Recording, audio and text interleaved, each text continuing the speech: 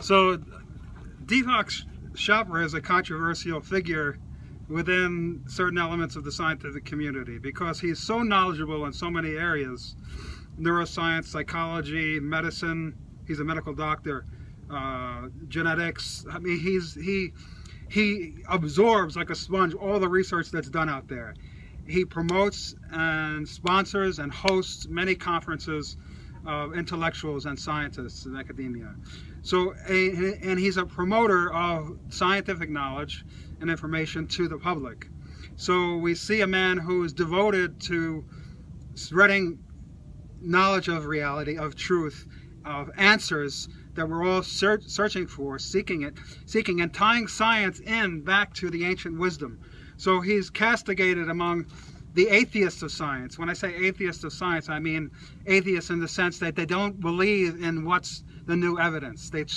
An atheist is someone, my definition of an atheist, he refuses to accept the new information that's provided, the new evidence that's provided, and sticks to his rigid structure, his belief system. So we find many scientists too are atheists in that sense, using that word as analogous to someone who's closed-minded. So many of scientists who are opposed to people like Deepak and other open-minded scientists are so because they have devoted themselves to one structure of defining reality, and based upon personal agenda. And generally these people are atheists in truth too. They don't want to believe in any intelligence in the universe or the cosmos, that there's no purpose to life, that there's no organizing principle to complex biological systems. They want things to be empty because they themselves are empty. They want things to be, this universe to be stark and cold and brutal, because their lives are filled with starkness and coldness and brutality.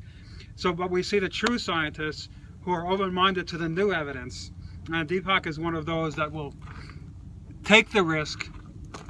Well, it's not a risk, he doesn't care. He's rich, he's become very wealthy. There was a poll done recently, the 3 most influential spiritual people in the world.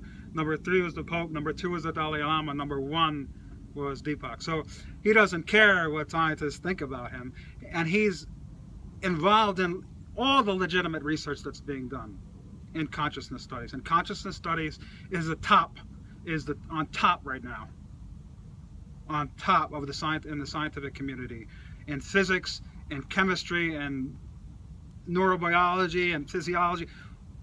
It's a very exciting field right now, and it's getting a lot of attention because there's some amazing conclusions that we're coming to.